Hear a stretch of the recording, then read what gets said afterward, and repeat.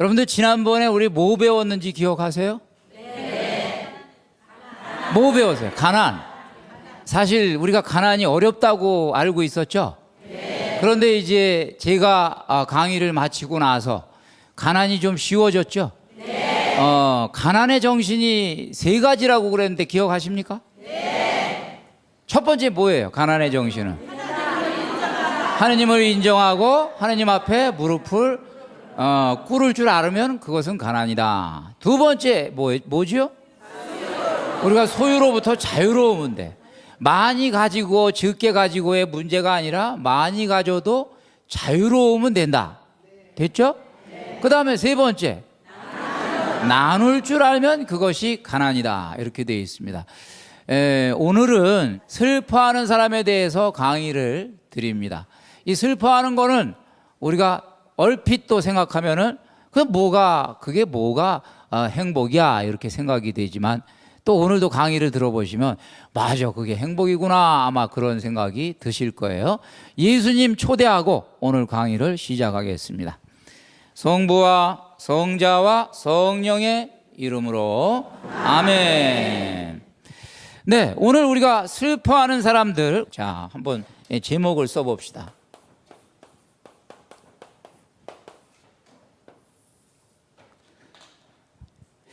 우선 이 슬퍼하는 사람이 행복하다 여기에 대해서 많은 사람들이 공감하기는 사실 어려워요. 그래서 슬픈 것이 어떻게 복되단 말인가요? 불난데 부채질하는 말 아닌가요? 아마 이런 사람도 있을 거예요. 그 다음에 이제 나는 우울증에 시달리고 있는데 벗어나고 싶은 심정뿐이에요. 아마 공감하시는 분들도 계시죠? 슬픔의 형태와 원인에도 여러 종류가 있을 텐데 예수님이 말씀하시는 슬픔은 어떤 슬픔인가요? 이것이 가장 이제 아마 많이 던지는 질문일 거예요. 그러면 예수님은 이제 어떤 슬픔을 말씀하셨을까?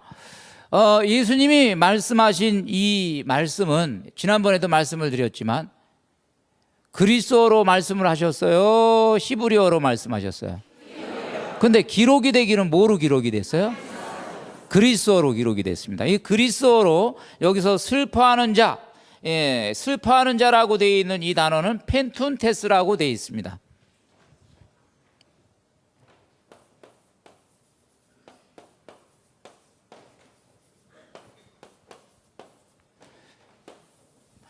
근데 이제 이 단어는 이제 원래 예수님이 말씀하신 단어는 아니고 이게 이제 그리스 말이죠. 그리스 말입니다. 이것이 의미하는 바는 누구를 사별하고 아주 애통하고 절통해서 가지는 감정의 상태가 펜툰테스예요. 그러니까 어떻게 보면은 슬픔 중에서 최고의 슬픔이죠.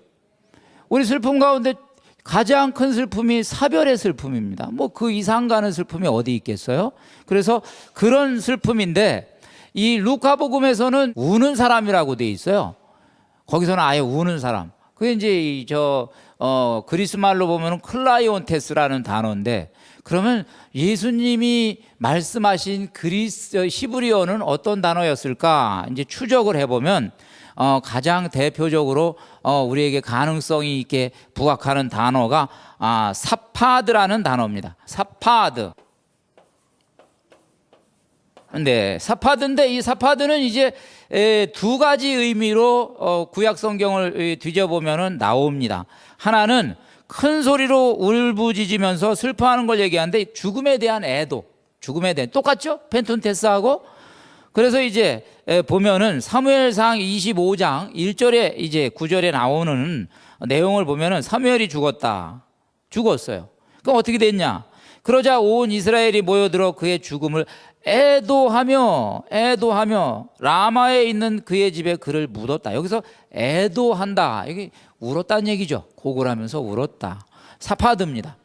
그 다음에 이제 이 똑같은 단어가 어디에 나오냐 하면은 사람이 회개할 때 회개하고 자기 자신의 죄에 대해서 뉘우칠 때 표현이 나와요. 예레미야서 4장 8절을 보면은 자루옷을 두르고 탄식하며 슬피 울어라. 이게 사파드예요. 그러니까 여기에서 이제 우리가 알아듣는 거죠. 아하, 사파드는 두 가지 의미가 있구나. 하나는 회개하고 슬퍼하는 거. 또 하나는 사별에 대해서 애통해하는 거. 사파드구나. 이 단어, 방금 제가 펜톤테스라는 단어, 그 다음에 클라이온테스라는 단어, 우리 루카복음에는 운다 이렇게 나왔다고 그랬죠? 두 단어가 동시에 나오는 성경 구절이 있어요. 우리 야고보서를 보면은 4장 8절에서 9절에 이렇게 나와요. 죄인들이여 손을 깨끗이 하십시오. 두 마음을 품은 자들이여 마음을 정결하게 하십시오. 탄식하며 슬퍼하며 우십시오. 그러니까 마태복음에는 슬퍼하라 나왔죠? 루카복음에는 울어라 나왔죠? 요 두 단어가 합쳐서 예수님이 쓴 단어라는 건 이제 여러분 인정하실 수가 있겠습니까? 네. 요것이 이제 슬퍼하는 거예요. 그렇다면 이 슬픔은 무엇이 되었건 절망, 상실, 고통, 한계 등의 상태에서 우리 감정을 눈물로 표출하는 그것을 사파드라고 얘기하는 거예요. 지금 예수님이 이런 사람들을 이야기한 거예요. 그런데 이런 사람들이 뭐가 행복하단 말인가? 행복의 이유는 위로에 있습니다. 그들은 위로를 받을 것이다. 누구한테 위로를 받아요? 하나님한테 위로를 받아요. 지금 그러니까 여기서 얘기하는 이 슬픔은 우리가 일상에서 겪는 작은 슬픔들, 사소한 슬픔들은 아닙니다. 사소하고 작은 슬픔들은 우리들끼리 서로 위로해 줄 수 있어요. 친구들끼리, 가족들이, 동기간에 위로해 줄 수 있어요. 그러니까 하느님이 일단 서로 할 수 있을 땐 하느님은 안 나서셔요. 우리에게 기회를 주시는 거죠. 그러니까 하느님이 어떤 위로를 우리에게 이제 어떤 사람에게 위로를 주시기 위해서 나서시냐? 사람이 위로할 수 없는 슬픔, 그런 것들을 위로해 주시기 위해서 나오시는 거예요. 그러니까 이거는 이제 결국 이 말은 뭐냐? 원인이야 어떻든, 과정이야 어떻든, 지금 엄청난 슬픔에 휩싸여 있는 사람은 행복하다. 왜? 너희들은, 딴 사람들은 사람한테 위로받지만 너희들은 하느님으로부터 위로를 받지 않느냐. 괜찮은 말이죠? 네, 아멘입니다. 그러면 위로를 주리라, 위로를 주리라, 이 말은 무슨 말인가? 우선 이 위로는 아주 구체적입니다. 실제적이고. 자, 우선 이스라엘 사람들이 울었어요. 울었더니 위로를 받아요. 하느님이 탈출기 3장 7절 8절에서 이런 말씀을 하십니다. 나는 너희가 울부짖는 소리를 들었어. 그리고 너의 고통을 알고 있어. 지금 이 우는 사람의 심정이죠? 알고 있어 내가. 그러고 이제 하느님이 위로를 주시는데 뭐라고 위로를 주시냐면, 내가 그래서 너희들을 이집트 땅에서 구출해내서 적과 꿀이 흐르는 가나안 땅으로 데려내 가고자 한다. 이 위로는 공허한 위로가 아니죠? 무슨 위로요? 질곡에서 우리를 해방시켜주는 위로예요. 이제 기가 막히죠? 이 위로가 그러니까 와가지고 괜히 빈말로 안 하면 울지마 이게 아니다는 얘기예요. 그 다음에 이제 두 번째로 이 위로는 일으켜 세워주시는 위로예요. 그래서 우리 이사야서 42장 3절에 그는 부러진 갈대를 꺾지 않고 꺼져가는 심지를 끄지 않으리라 라는 말이 나와요. 그러니까 위로하시는 분은 부러진 갈대를 다시 세워주시고 꺼져가는 이 심지에 다시 기운을 넣어주시는, 기름을 채워주시는 분이 하느님이십니다. 그 다음에 이 세 번째로 어떻게 위로를 주시냐? 재미있는 표현이 나와요. 우리 로마서 8장 26절에 이런 표현이 나옵니다. 성령께서도 나약한 우리를 도와주십니다. 우리는 올바른 방식으로 기도할 줄 모르지만 성령께서 몸소 말로 다할 수 없이 탄식하시며 우리를 대신하여 간구해 주십니다 라고 돼 있는데요, 지금 이 위로받는다는 단어가 뭐냐면 파라칼레오입니다. 파라칼레오. 이 단어가 여기 그대로 쓰여 있어요. 제가 강의할 때 많이 소개했어요. 파라클리투스, 위로자 성령 소개했죠. 그 성령이 이 슬픔을 위로한다라는 이 단어하고 연결된 단어입니다. 위로자, 그러니까 위로하시는 분이에요. 그런데 이 위로는 어떻게 해요? 지혜도 주시고 능력도 주시면서 우리가 이제 새롭게 활력을 갖고 살아갈 수 있도록 도와주시는 분이시다. 부추겨 주시는 분이시다. 이렇게 되는 거죠? 자, 그래서 이제 우리가 이 위로라면은 느낌이 온다. 이런 위로는 내가 받고 싶다. 이런 생각이 드실 거예요. 자, 위로하시는 분이 누구냐? 예수님이셨어요. 실제로 이제 예수님의 위로를 하십니다. 예수님은 이제 나자로의 죽음을 놓고 곡하는 유다인들 앞에서 이제 당신의 방식으로 위로하십니다. 마리아가 울고 이 사람들이 막 울어요. 그랬더니 성경 우리 요한복음 11장 33절 이하의 내용을 보면 마음이 북받쳐서 예수님이 산란해지셨다가 같이 우십니다. 예수님께서 눈물을 흘리셨다 이렇게 돼 있어요. 자, 조금 있다가 기가 막힌 일이 일어나요. 죽은 나자로를 살립니다. 예수님이 우시기 전에 딱 당신이 나자로를 살릴 마음이 있으셨어요. 그러면은 우는 사람한테 일반적으로 제일 그래도 그 실용적인 그 위로는 뭐야? 울지 마. 내가 다시 살려주면 될 거 아니야? 그럼 되는 거 아니에요? 그런데 예수님이 울어버렸어요. 왜 이런 일이 일어났을까? 묵상을 해봤습니다. 왜 이런 일이 일어났을까? 그리고 예수님은 다시 살렸거든요. 예수님은 지금 이 사람들의 울음 속에서 인류의 울음을 같이 예수님은 이제 느끼고 계신 거예요. 지금 이 사별의 울음은 집집마다 있어요. 집집마다. 시대마다 있고 예수님은 그걸 같이 느끼시는 거예요. 어느 집에서도 지금 곡하고 우는 소리를 느끼시는데 이 집은 지금 예수님이 운이 좋아가지고 조금 있으면 살려주면 위로가 되지만 앞으로 딴 집에는 예수님이 일일이 가실 일이 없으시니까 거기에 대해서 지금 안타까운 마음이 드신 거예요. 그래서 인류의 이 사별의 고통에 예수님은 지금 동참하고 계신 거야. 이거 얼마나 슬프겠어. 그러고 동참하고 계신 거예요. 그러면 여러분들이 초상 났을 때 예수님은 지금 여러분 와서 문상객으로 오신다는 얘기가 되는 거예요.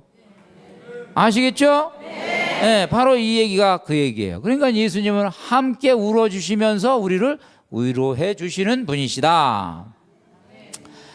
그 다음에 이제 예수님은 또 이 세리, 죄인, 창녀들처럼 자기 부정의 눈물을 흘리는 사람들을 위로해 주십니다. 여기 성경에 세리, 죄인, 창녀 나오지만 이 사람들이 골방에서 울었겠어요? 안 울었겠어요? 울죠. 내 신세가 어떻게 돼가지고 이렇게 됐냐 그러고 울었겠죠. 남모르게 흘린 이 눈물을 예수님은 알고 계신 거예요. 그러니까 예수님은 이들을 위로하기 위해서 어떻게 했어요? 밥을 같이 먹어준 거예요. 이들이 가장 서러운 게 뭐예요? 아무도 우리하고 밥을 먹으려고 하지 않는다. 아무도 우리하고 술을 마시려고 하지 않는다. 아무도 우리 집에 오지 않는다. 이것이 가장 서글픈 거죠. 그런데 예수님은 그래 그러면 내가 너희들하고 해주지. 그러고 예수님이 뭐 술이 마시고 싶어서 마셨겠어요? 그냥 어울리다가 보니까 마신 것이겠죠. 술 마시셨죠? 바리사이들이 막 뭐라 그랬죠? 저 아주 술꾼 아니야? 술꾼 그랬죠? 예수님도 술을 마시셨어요. 이런 방식으로 직접 그들과 어울리면서 위로를 주십니다. 자케오 이야기는 정말로 감동적입니다. 자케오는 슬픔의 주인공이에요. 자케오는 돈은 많았지만 자케오는 늘 우울증 환자예요. 왜? 돈이 많으면 뭔 소용이 있냐? 사람들이 나를 쳐다보는 눈빛이 그냥 막 경멸하는 눈빛인데 내가 이거 내 인생 이거 이렇게 살아도 되는 거냐? 자케오. 그리고 자케오는 뭐예요?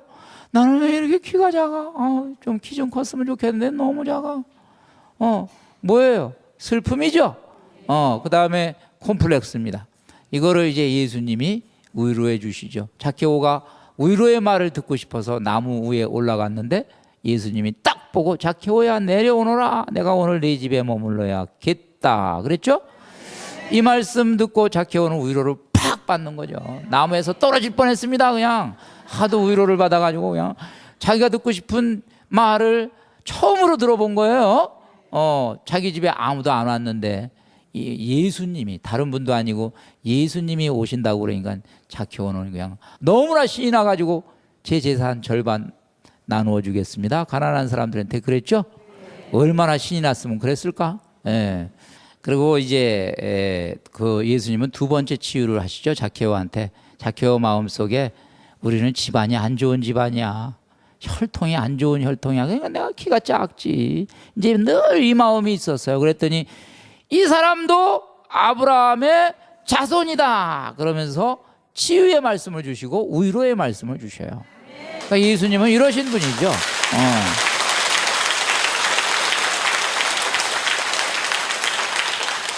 그래서 이 위로를 받은 자켜, 그 다음에 이 예수님의 이 말하자면 제자들, 그들 중에 내가 속해 있는 거예요. 그죠? 그래서 같이 위로를 받는 겁니다. 자, 여기까지가 이제 우리가 한번 확인해 본 슬퍼하는 사람은 행복하다, 그들은 위로를 받으리라 하는 성경적인 의미고요. 그렇다면 슬퍼도 이제 행복할 수 있겠죠? 네. 자, 그러면 이제 성경에서 슬퍼하는 사람의 전형을 한번 확인해 봅시다. 예레미야 예언자입니다. 예레미야 예언자는 눈물의 예언자다 이렇게 돼 있어요. 맨날 울어요. 맨날. 예레미야는 아주 눈물이 마르지 않아요. 예레미야는 누구였느냐? 남유다, 유다. 이게 저 북에는 이스라엘이 있고 남쪽에는 유다가 있었죠? 이 유다가 이 우리 남한에 해당하는 나라입니다. 그 유다에서 이제 예레미야 성인은 예언자는 예언을 했는데, 예언을 좀 좋은 예언을 하면은 자기도 좋은데 입에서 자꾸는 나오는 말이 심판받을 그런 말이 나오는 거야. 심판받을 것이다. 심판받. 북에서 쳐들어와 가지고 끌려간다. 심판받는다. 이런 이야기니까 사람들이 좋아하겠어요? 맨 들은 사람들이 저거 아주 엉터리 예언자다, 저거 가짜 예언자다, 저거 막 그러고 이제 박해가 자기한테 옵니다. 너무 힘든 거예요. 너무 힘드니까 이 예레미야 예언자는 우선 자기 삶을 원망하고 저주하는 말을 합니다. 자기 자신에 대해서 이제 슬펐어요. 그래서 여러분 예레미야 예언서 20장 14절 내용을 보면은 저주받아라, 내가 태어난 날, 복받지 마라, 어머니가 낳은 날, 나를 낳은 날. 얼마나 인생이 길어오면 이런 말 했겠어요. 이런 말 해본 분 계세요 혹시? 그냥 속으로만 손 드세요. 속으로만. 나 이렇게 손 드세요. 이것도 일종의 기도입니다. 그런데 이제 이 예레미야의 이 말하자면은 슬픔은 자기 연민만 표현한 슬픔이 아니고 동족에 대한 사랑이 지극했어요. 안타까움이 지극했어요. 그래서 이렇게 자기의 슬픔을 표현합니다. 예레미야서 8장 23절의 말씀이에요. 아! 내 머리가 물이라면, 내 눈이 눈물의 샘이라면, 살해된 내 딸, 내 백성을 생각하며 밤낮으로 울 수 있으련만. 하도 울어가지고 눈물이 이제 말랐다는 얘기요. 내 머리가 몽땅 물이면 이걸 내가 실컷 더 울 수 있는데 이제 하도 울어가지고 말랐어.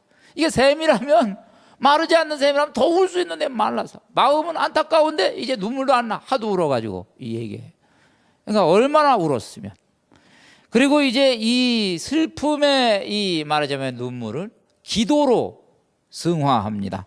이제 기도해요. 뭐라고 기도하냐? 여러분들 이런 기도를 우리가 바칠 줄 알아야 됩니다. 그들에게 이 말을 하여라. 내 눈에서 눈물이 흘러 밤낮으로 그치지 않는다. 당신께서 완전히 유다를 버리셨습니까? 참으로 저희가 당신께 죄를 지었습니다. 당신의 이름을 위해서 저희를 내쫓지 마시고 당신의 영광스러운 옥좌를 멸시하지 마소서. 저희와 맺으신 당신의 계약을 기억하시고 그 계약을 깨뜨리지 마소서. 14장, 예레미야서 14장의 이야기입니다. 이렇게 그냥 밤낮으로 자기 자신에 대해서, 동포에 대해서 울고 기도하는 예레미야에게 드디어 주님께서 이제 이 모든 일이 이제 어느 정도 정리가 되고 위로의 메시지를 주십니다. 주님이 주시는 위로의 메시지예요. 예레미야 31장 16절의 말씀이에요.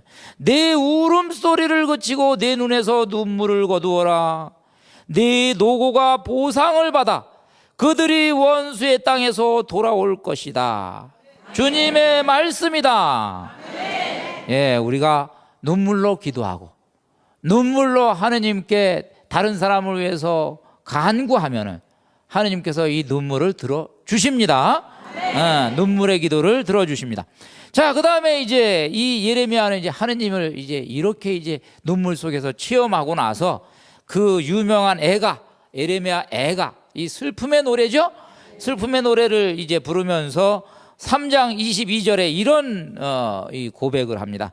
주님의 자애는 다함이 없고 그분의 자비는 끝이 없어 아침마다 새롭다네 라는 노래를 부릅니다. 이것은 체험을 다 하고 나서 위로를 실컷 받고 나서 나온 노래입니다. 이것이 여러분의 노래이기를 바랍니다. 네, 아멘.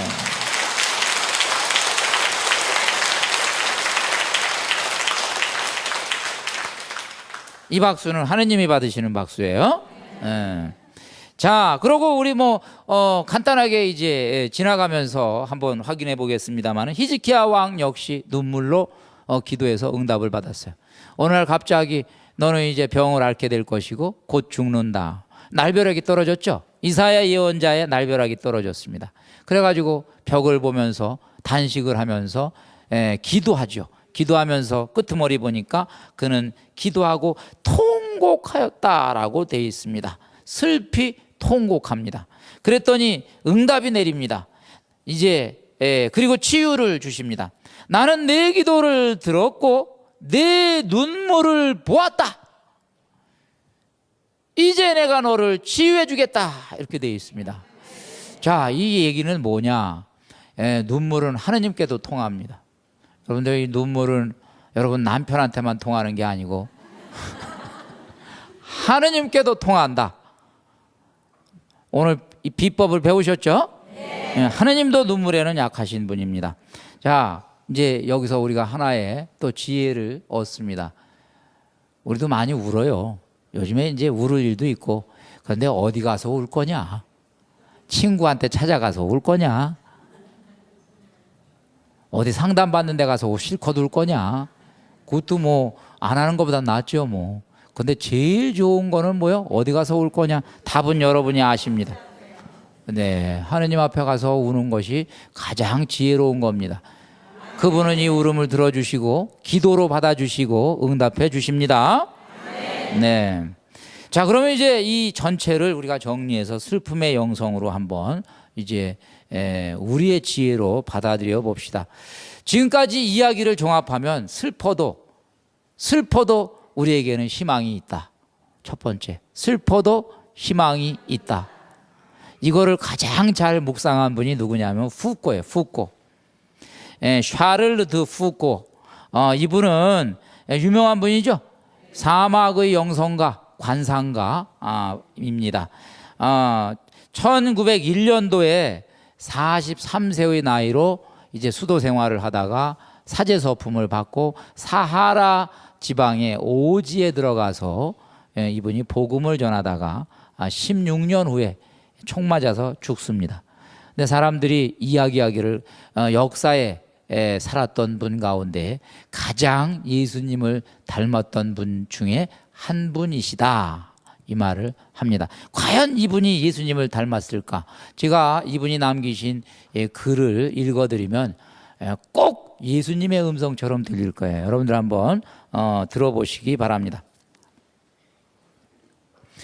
울고 있는, 무죄한 눈물을 흘리고 있는 우리 모두는 희망을 품고 또 품자. 육체적인 고통이나 영혼의 괴로움 때문에 울고 있다면 우리는 희망을 품자. 그 고통이나 괴로움은 연옥을 역할을 하고 하느님께서는 온갖 잘못을 속죄하고 우리가 그분을 향해 눈을 들게 하며 우리를 정결하게 거룩하게 하시려고 그 고통과 괴로움을 활용하신다. 우리가 다른 사람들의 고통에 대해 운다면 희망을 더욱더 품자. 왜냐하면 이러한 자비심은 하느님께서 우리에게 불러 일으키신 것이고 그분께서 기뻐하시는 것이기 때문이다. 우리 죄에 대해 울고 있다면 희망을 한층 더 품자. 왜냐하면 이러한 뉘우침은 하느님께서 몸소 우리 영혼 안에 불러 일으키신 것이기 때문이다. 우리가 다른 사람들의 죄에 대해 순수한 마음으로 울고 있다면 희망을 더욱더 품자. 왜냐하면 하느님의 영광과 다른 영혼들의 성화를 위한 이 사랑은 하느님께서 우리에게 불러 일으키신 것이고 매우 큰 은총이기 때문이다. 그리고 우리가 하느님을 직접 보고 싶어서 그분과 떨어져 있는 것이 괴로워서 울고 있다면 희망을 품자. 왜냐하면 이러한 사랑의 열망은 하느님께서 우리 안에서 움직이시는 작용이기 때문이다. 우리가 울고 있는 이유가 아무것도 바라지 않고 두려워하지도 않으며 오로지 사랑하기 때문이라면 한층 더 희망을 품자. 하느님께서 원하시는 모든 것을 바라고 그것 이외에는 아무것도 바라지 않으며 그분의 영광만으로 행복해지기 때문에 우리가 울고 있다면 한층 더 희망을 품자. 오 지극히 인자하신 예수님, 이 모든 이유 때문에 제가 울게 해 주십시오. 당신 안에서, 당신을 통해서, 당신을 위해서 사랑을 확산시키는 눈물을 제가 모두 흘리게 해 주십시오.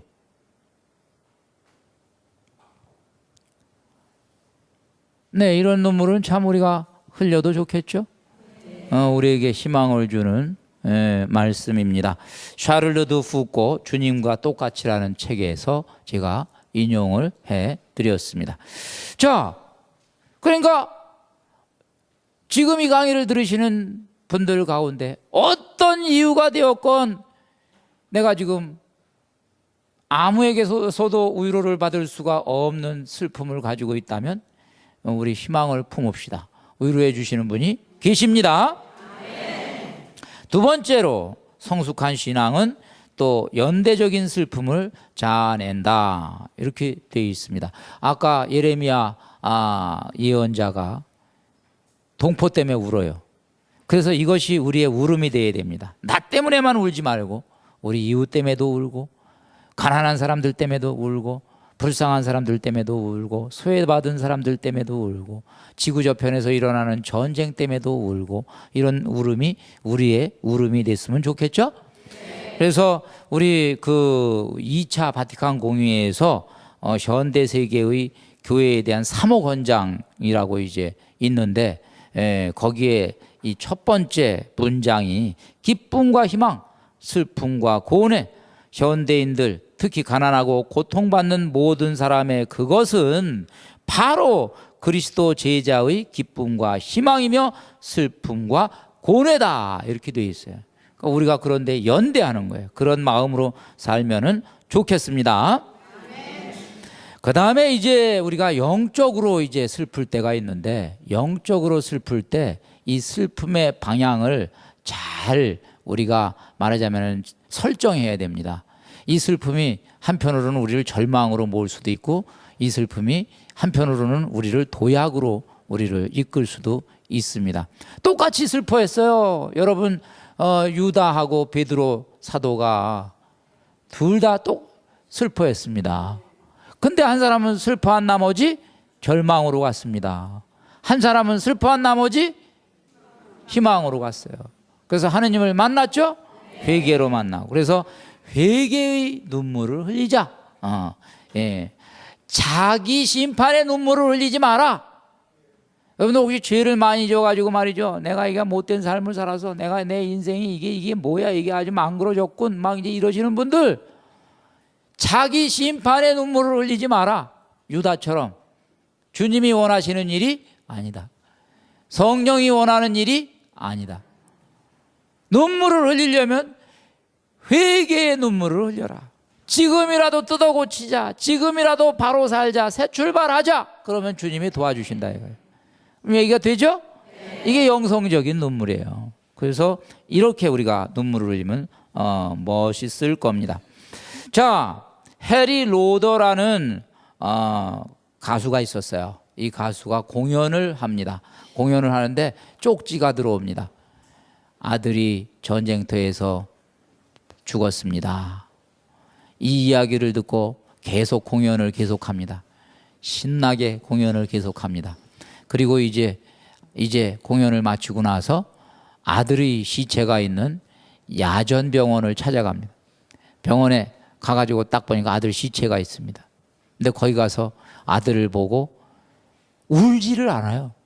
울지를 않고 거기 들어와 있는 다른 병사들에게 위문 공연을 해 또. 그래서 저 사람 이상한 사람이다. 아니 아들이 죽었다는데 슬프지 않습니까? 그랬어요. 그랬더니 이 사람은 뭐라고 그랬냐? 나는 내 아들이 죽었다라는 게 슬프지 않아서 울지 않은 게 아닙니다. 사람은 슬픔을 접할 때 이 슬픔으로 인해서 막 눈물을 흘릴 수도 있고 이 슬픔으로 인해서 술을 마실 수도 있고 그런데 또 하나의 길이 있습니다. 하느님께 슬픔을 맡기는 것입니다. 나는 내 아들이 죽었다 그랬을 때 내 슬픔을 하느님께 맡겼어요. 그랬더니 위로가 찾아와서 나는 이 위로를 가지고 지금 이 좋으신 하느님을 나는 증거하는 거예요. 사람들한테.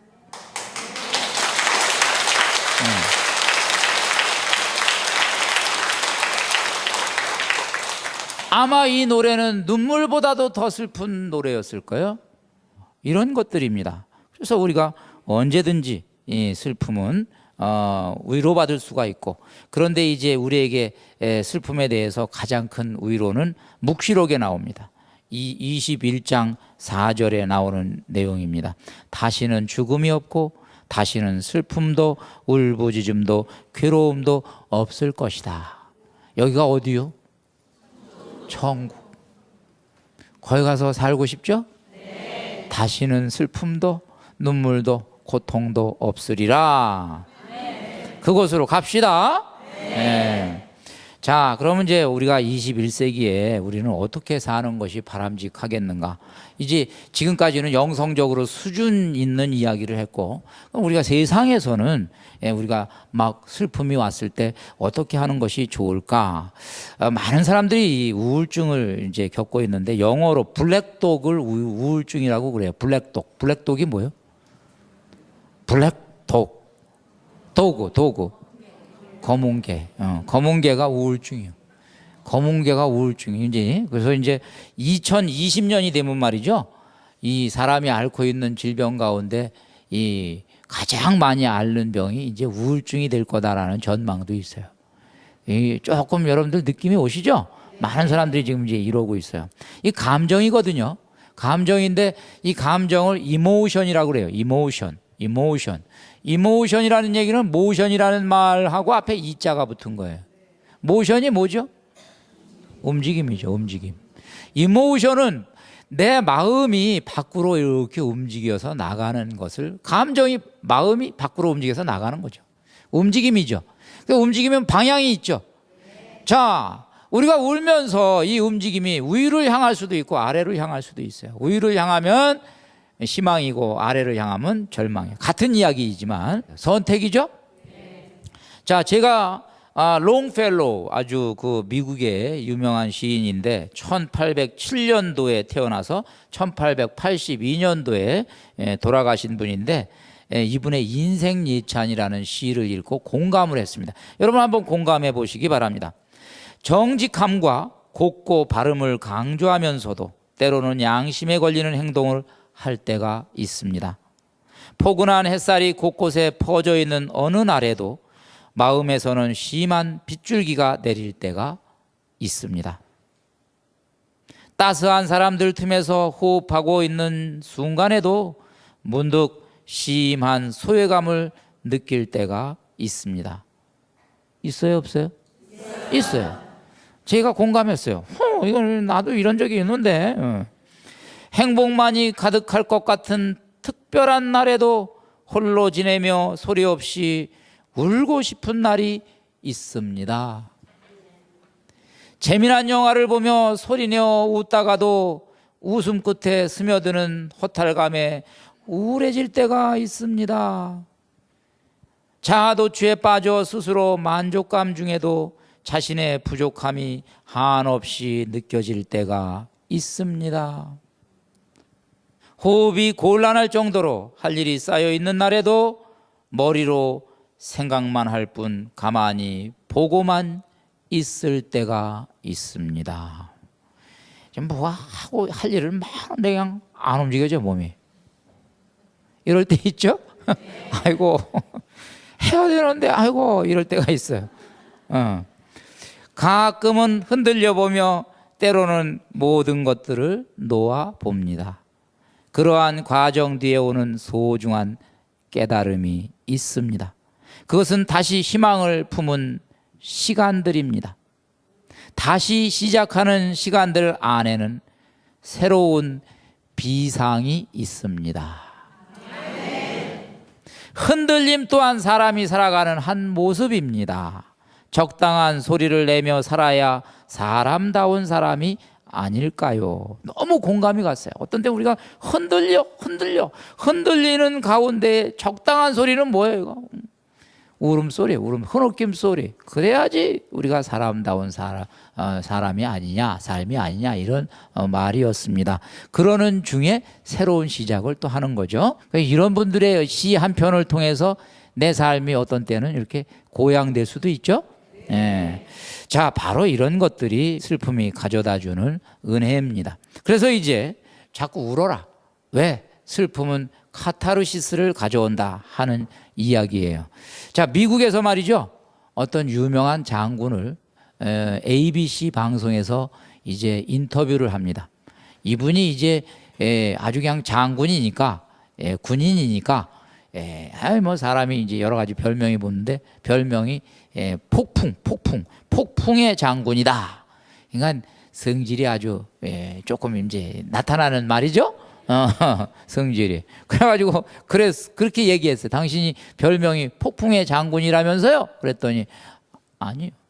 나는 아주 따뜻한 남자입니다. 대답을 했어요.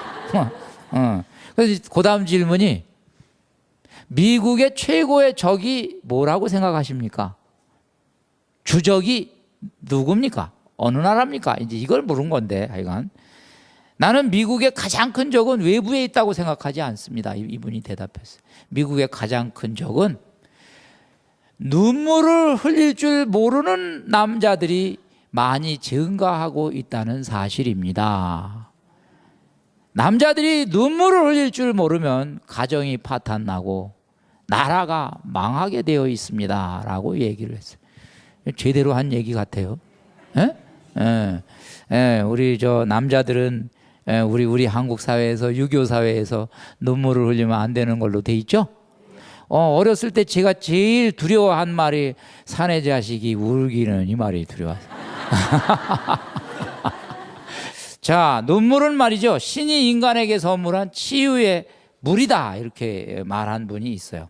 미국에서 조사를 해봤더니 미국 여성은 월 5.3회를 울어요. 남성은 1.4회만 울어요. 그래서 명이 5년이나 차이가 나요.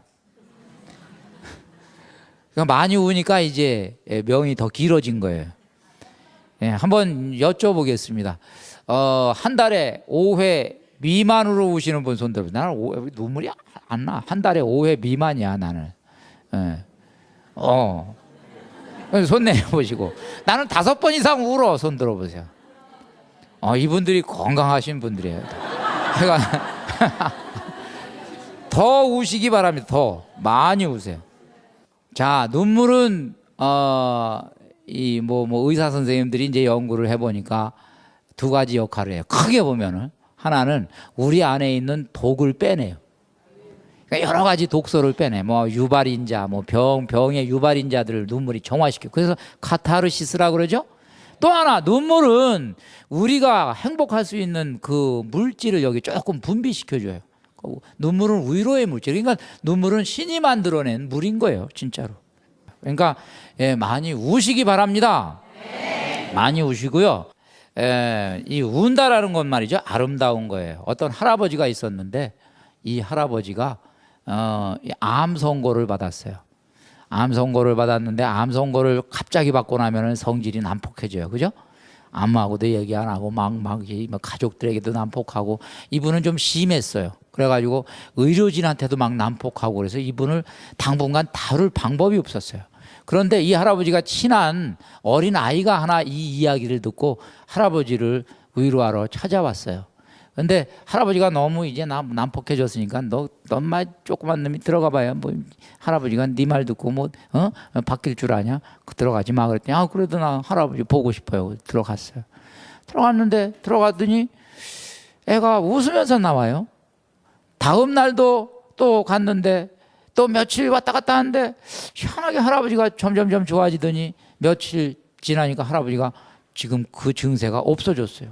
사람들이 야, 너 할아버지한테 너 가서 뭐라고 얘기를 했길래 그래 할아버지가 저렇게 좋아졌니? 그랬더니 나 얘기한 거 없어요. 그럼 어떻게 된 거야? 할아버지가 그냥 들어가니까 울고 계시더라고요. 그래서 나도 그냥 옆에서 그냥 같이 울었지 뭐.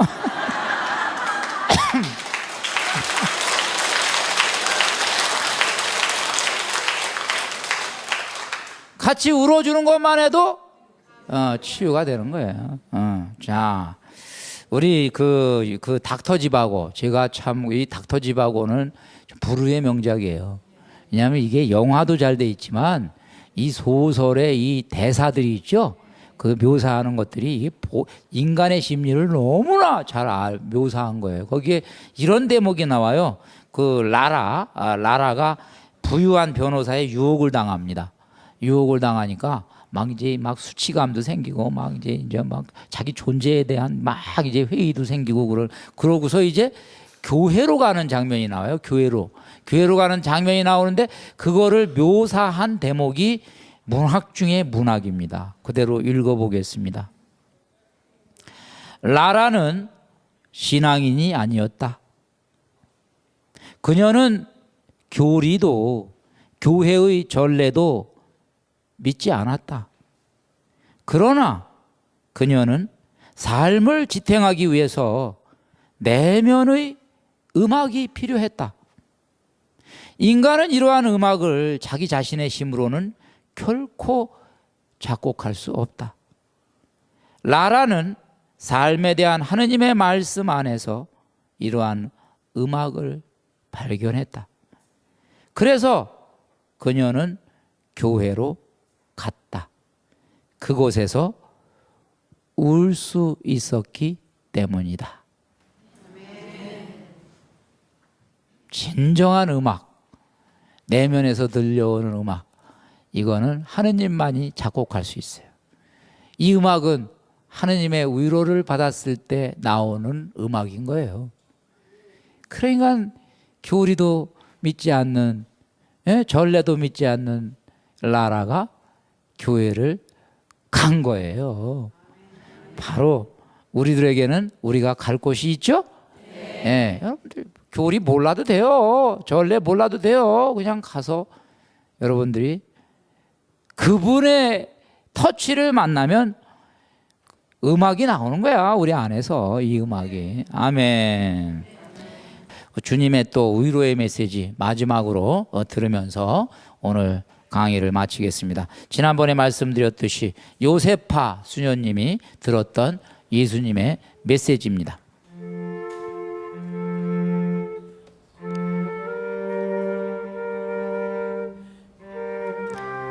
너희들이 감히 하느님께 말씀드릴 용기가 나지 않으면 너희들의 뉘우치는 한숨 소리라도 하느님께 올려드려라. 그러면 너희를 용서하시고 너희를 생명의 샘터로 인도하시는 하느님의 손길을 접하게 될 것이다. 잘 들어두어라. 너희 생명의 시한이 단 1초가 남았을지라도 용서받을 수 있는 여지는 아직 남아있다.